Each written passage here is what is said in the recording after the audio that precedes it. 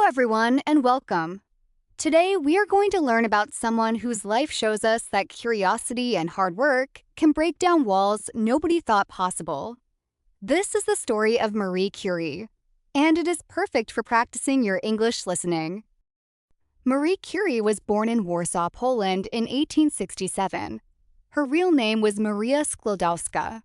From a very young age, Maria loved learning.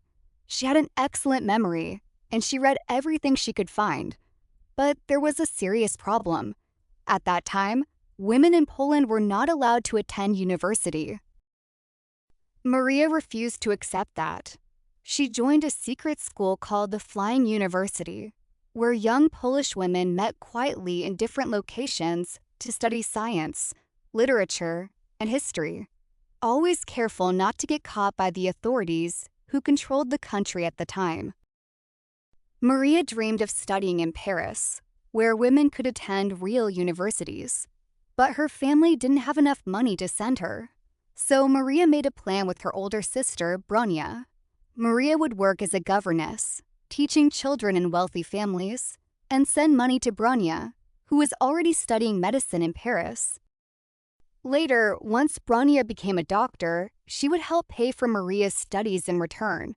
For years, Maria worked far from home, tutoring children she barely knew, saving every coin she could. It wasn't glamorous work. Some families treated her coldly. She was often lonely. But she never stopped studying on her own, reading physics and chemistry books late at night after long days of teaching. Finally, in 1891, at the age of 24, Maria arrived in Paris. She enrolled at the Sorbonne University and changed her name to the French version, Marie. Life in Paris was hard. She lived in a tiny, cold attic room, sometimes so poor that she fainted from hunger during her studies. She often ate little more than bread and tea for days at a time, but she was finally free to learn, and nothing could stop her. Marie graduated first in her class in physics and second in mathematics. Soon after, she met a French physicist named Pierre Curie. They shared a passion for science, and slowly, that shared passion turned into love. They married in 1895 in a simple ceremony. Marie didn't even wear a wedding dress. She wore a dark blue outfit that she could later use in the laboratory. Together, Marie and Pierre began researching a strange type of energy that came from certain rocks. This energy had been noticed by another scientist, but nobody understood it well.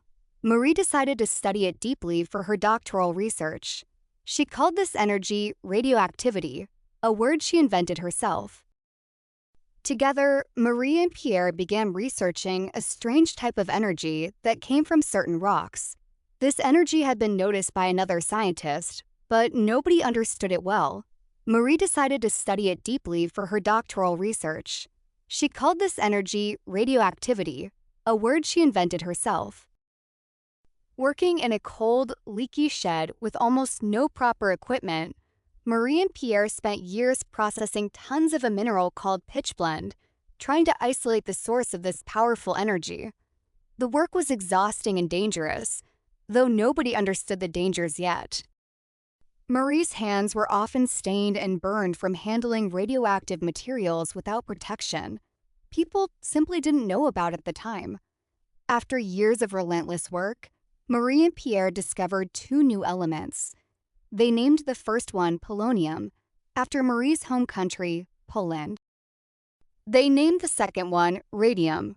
In 1903, Marie Curie became the first woman ever to win a Nobel Prize, sharing the prize in physics with Pierre and another scientist, Henry Becquerel. Newspapers around the world were shocked. A woman winning a Nobel Prize in science was almost unheard of. But tragedy struck in 1906. Pierre was killed in a street accident, hit by a horse-drawn carriage while crossing a busy Paris street. Marie was devastated. She had lost not only her husband, but her closest scientific partner. Many people expected her to step back from science, perhaps return to teaching quietly, perhaps disappear from public life.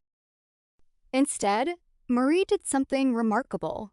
The Sorbonne offered her Pierre's position as professor, and she accepted it, becoming the first woman ever to teach there. She continued their research alone, pouring her grief into her work. In 1911, Marie Curie won a second Nobel Prize, this time in chemistry, for her discovery of radium and polonium and her work isolating radium in its pure form. She remains, to this day, the only person in history to win Nobel Prizes in two different sciences. During World War I, Marie didn't stay in her laboratory. She realized that X-ray machines could help doctors find bullets and broken bones in wounded soldiers, but hospitals near the battlefields had no such equipment. So Marie designed mobile X-ray units, cars equipped with X-ray machines that could drive directly to the front lines. She personally learned to drive and operate the equipment, and she trained other women to do the same.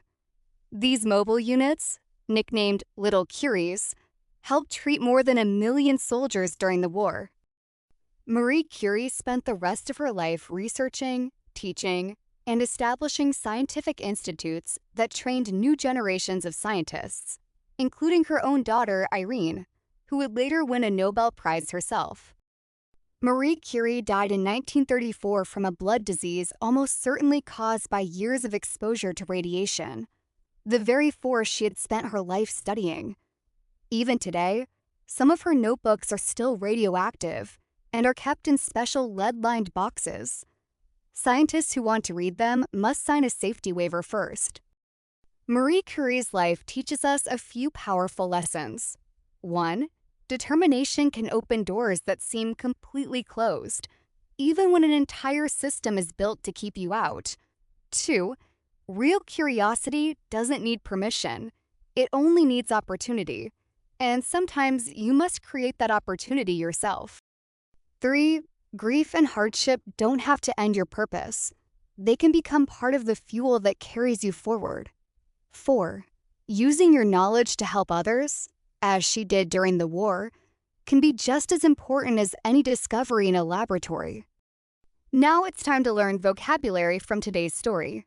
Curiosity means a strong desire to learn or know something. Example, her curiosity never stopped growing. Enroll means to officially join a school or program. Example, she enrolled at the Sorbonne University.